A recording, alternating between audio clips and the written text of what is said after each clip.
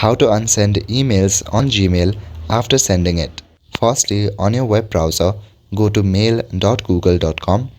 Now at the top left corner, click on the compose option. After that, a new message menu will open. Here you can draft your message. Just to show you guys, I'm gonna write something random. After I hit on the send button, this message will be sent. Now I will get a notification on the bottom left corner. If you click on the undo option, then it will be unsent. You will only get the undo option for 5 seconds. So you will need to click on the undo option on this 5-second time limit. But you can increase this time limit to 30 seconds. Let me show you how. Firstly, you will need to go to your settings.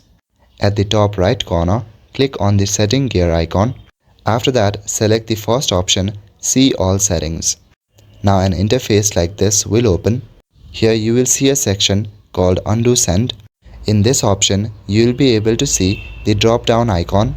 Here select the time limit as 5 seconds, 10 seconds, 20 or 30 seconds. This way you will get more time to click on the undo option. After you have set up your time limit, scroll down to the very bottom and click on Save Changes. That's all for today. Thank you.